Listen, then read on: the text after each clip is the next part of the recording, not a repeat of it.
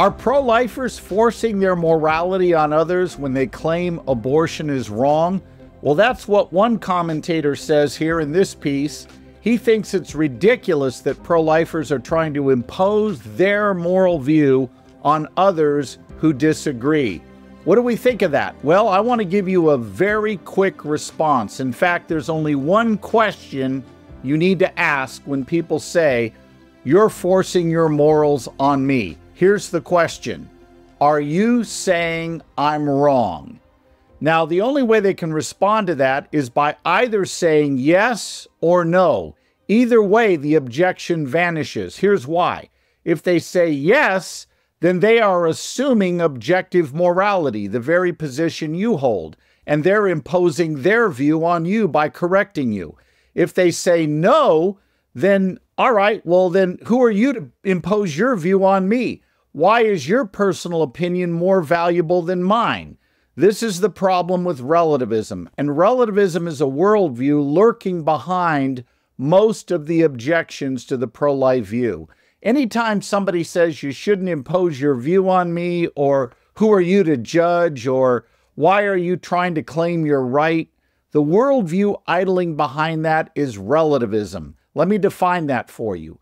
Relativism is the belief that right and wrong are either up to you as an individual or up to your society, but there's no overarching objective standards we're supposed to line up with. We make up moral rules for ourselves, either individually or as a culture. Either way, though, that view is very problematic, and I want to give you 3 fatal flaws with relativism. Number 1, the minute you say that right and wrong are up to us, or that you shouldn't impose your views on others, you are engaging in a self-refuting point of view. In other words, the very thing you're claiming refutes itself. For example, if I say to you, "Who are you to force your morality on me? Don't do that." Well, then I'm imposing a moral rule on you. It's like I'm saying there are no moral rules. Oh, but here's one. You have to be tolerant of everybody else, and don't you dare claim to be right. Well, that's a moral rule I'm seeking to impose on you. Therefore, I'm doing the very thing I'm saying I shouldn't do. It's literally self-refuting, kind of like saying, "My brother is an only child," or "I can't speak a word in English," or "There's no such thing as truth." Or here's another one, "Don't take anybody's advice on anything," including that advice. I mean, you see the problem, right? It's literally self-refuting. But I would point out another flaw. You can't say anything is wrong on relativism, including intolerance. Hey, Mother Teresa, Adolf Hitler, you know, one liked to help people. Well, Hitler, he liked to kill them. Who are we to judge? But wait a minute. If it's true that there are no moral rules, we have a problem. We can't say that rape and murder are really wrong. We can only say we don't prefer that you do them. Well, that reduces even grave moral evils to a mere tolerance or a mere preference issue that we know better, right? We know there's a difference between feeding a kid and starving him to death. But on relativism, what's the difference? There isn't one.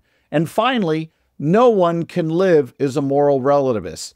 C.S. Lewis put this real well in Mere Christianity. The very man who tells you there is no such thing as objective right and wrong will complain if you steal his orange or cut him off in line. He'll say that's not fair. And Lewis asks a very important question.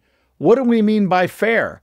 Where did this standard of right and wrong come from? Well, it has to be something outside of ourselves that we're appealing to. It can't be something we construct for ourselves.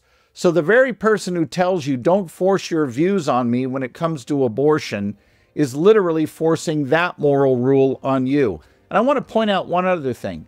We as pro-lifers are not imposing our views. We're proposing our views in hopes that our fellow citizens will vote them into law. That's exactly how a constitutional republic like ours should work. So don't let people silence you by claiming you're just forcing your view. You're not. You're proposing your view in hopes that your fellow citizens will agree. That's what it means to be pro-life. Thanks to ProLifeTraining.com and Life Training Institute for sponsoring this podcast, and I hope you'll like our pages on social media. Hit that like button and share the links to the podcast to others so this message can get out. Look forward to seeing you next time.